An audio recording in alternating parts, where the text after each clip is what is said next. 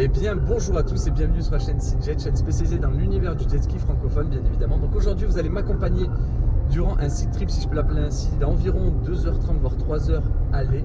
Donc j'ai l'intention de partir de la Grande Motte qui est à côté de Montpellier, station balnéaire, où je fais ma mise à l'eau tout simplement, direction Arles.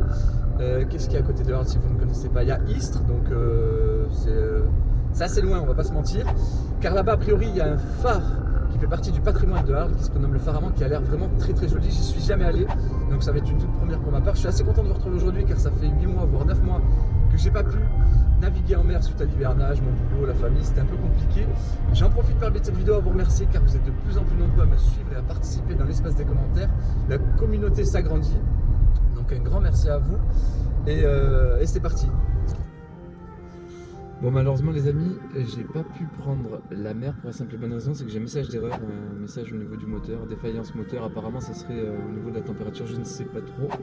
J'aurais voulu réinitialiser la machine en débranchant la batterie, mais malheureusement j'ai pas pris des outils avec moi. Donc je vous cache pas que je suis assez dégoûté. Je me suis levé tôt, j'avais planifié le truc, je m'étais déjà vu.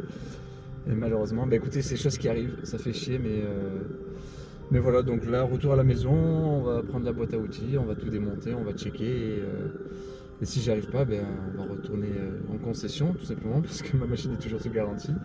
Je l'ai achetée neuve, donc au pire, je la ramènerai. Désolé, ciao. Donc les amis, plus de peur que de mal, j'ai pu réparer ma machine moi-même.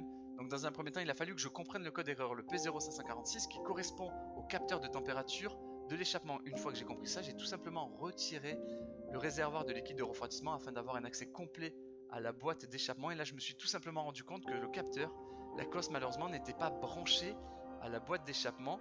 Donc en fait, suite au déshivernage en concession, le mécano a oublié de me brancher cette petite cosse. Et une fois que moi j'étais sur l'eau, j'allumais ma machine.